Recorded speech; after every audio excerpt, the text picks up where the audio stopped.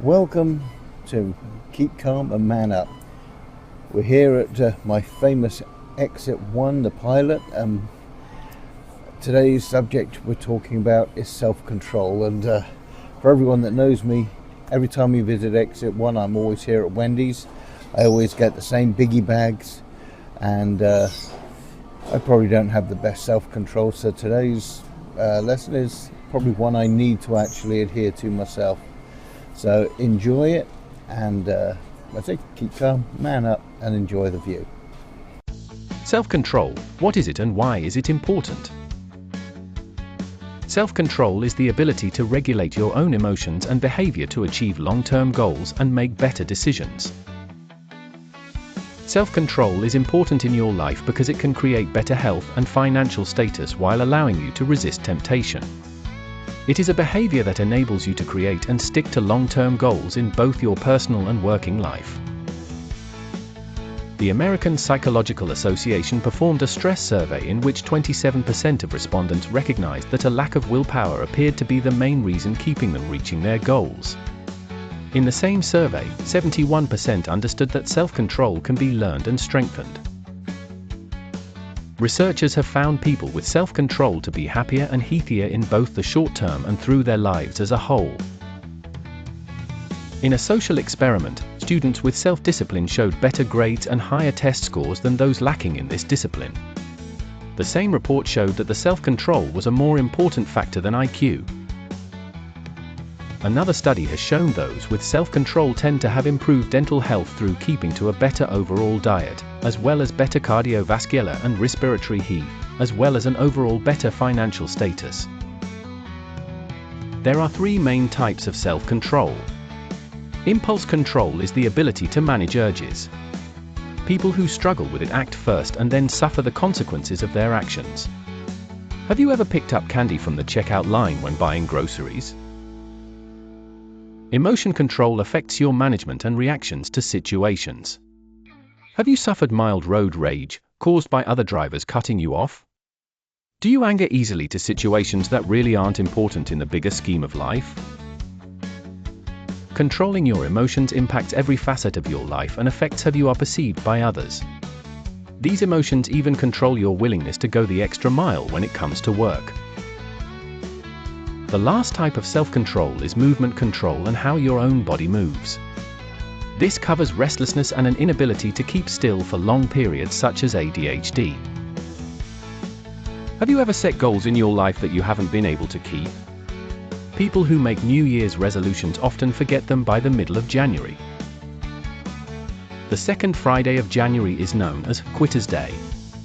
Research says that up to 80% of people lose motivation by this date and start to quit. Only 9% keep their resolutions all year. The reason for giving up tends to be a lack of habit forming or just having vague goals which don't have a set target to reach, providing the get-out excuse. The lack of habit relates to not planning out how to achieve the goal for long-term success. Without a plan, your mind has no direction to follow, and as such, the motivation to stop increases as the desire to work for the goal decreases. Lack of habit starts with a lack of self-control. Some key examples of self-control might be exercising regularly. You don't run a marathon right away on day one. You start with smaller distances and slowly work on increasing that distance until you achieve all 26+ miles.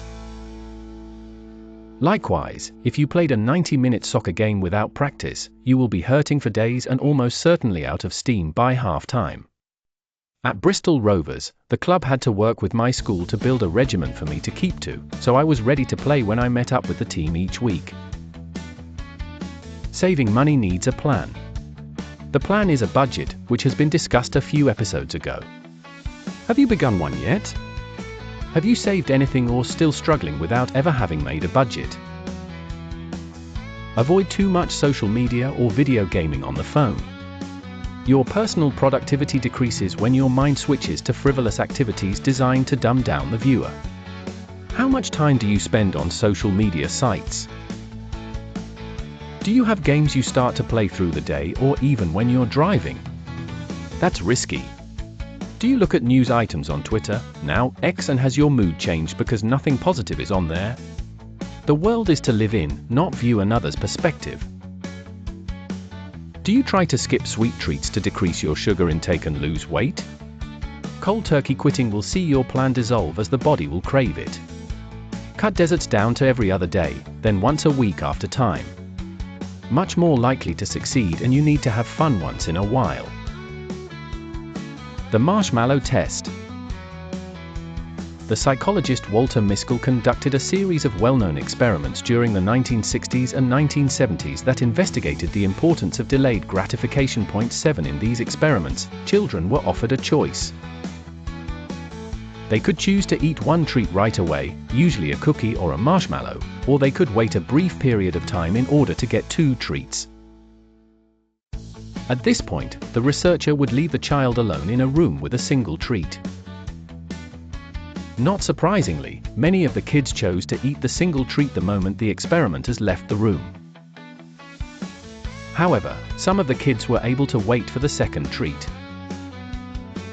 Researchers found that children who were able to delay gratification in order to receive a greater reward were also more likely to have better academic performance than the kids who gave in to temptation immediately.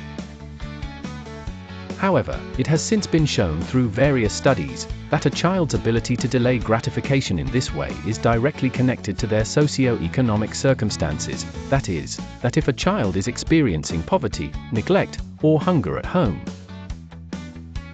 they are more likely to eat the marshmallow, as they've learned from experience that more food may not be coming. Based on his research, Miskell proposed what he referred to as a hot and cool system to explain the ability to delay gratification. The hot system refers to the part of our willpower that is emotional and impulsive and urges us to act upon our desires.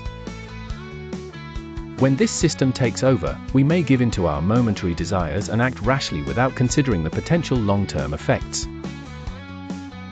The cool system is the part of our willpower that is rational and thoughtful and enables us to consider the consequences of our actions in order to resist our impulses. The cool system helps us look for ways to distract us from our urges and find more appropriate ways to deal with our desires. Ultimately, we need a motivation as a goal. If you set a goal of running further or losing a weight, there is no defined goal. If you set a goal of being able to run 5 miles in 3 months, you have a defined target time and goal to reach. Likewise, set a weight to achieve and a time span to achieve it. You are more likely to succeed. Add in a prize, such as achieve 299 pounds and I can get to go skydiving in 6 months. Make the goal achievable. Using the previous examples, you cannot expect to run 5 miles or lose a lot of weight in a week, unless you get stomach flu from eating your mother-in-law's cooking. Failure makes you unlikely to try again, and that kills self-control. With running, have an initial target of 800 yards for the first few days, then increase to a mile. After a week of doing a mile, increase to 1.5 miles and then up to 2. Steady increases will provide muscle memory and growth. Ultimately, success in gaining self-control will improve your life. You will make better decisions by thinking through choices instead of taking impulsive actions. Staying focused will lead to increased productivity in other areas of your life. You will be better equipped to resist temptations and bad habits. This, in itself, will create making better lifestyle choices. This in turn assists in creating success in achieving long-term goals and maintaining motivation. Ultimately, you are creating a better you. Self-control will allow you to build stronger and more sustainable relationships. If you only act after thinking through a scenario, your partner will react in the same manner. The goal is to build stronger personal relationships, achieve more professionally, and improve your own life. The Bible provides stories and verses. Genesis 39 tells the story of Joseph and how he resisted Potiphar's wife. Joseph had been sold into slavery by his brothers, taken to Egypt and sold on to a high-ranking official in Pharaoh's court called Potiphar. He excelled in his duties as a slave, and that, combined with his looks, made him a target of affection by Potiphar's wife. Joseph used amazing self-control in refusing the wife's advances, and stated in verse 9, "How then could I do such a wicked thing against God?" This response highlights the deep-rooted accountability to God that is held within self-control. Joseph's decision to flee from temptation rather than engage in it is a great example for us today in maintaining integrity. In 1 Samuel 25, Abigail uses her power of self-control to prevent bloodshed and maintain the peace. When her husband Nabal insulted David, it was typical in that culture to exact revenge. Abigail spoke with David calmly, acknowledging his feelings and appealing to a sense of reason rather than making a rash and impetuous decision.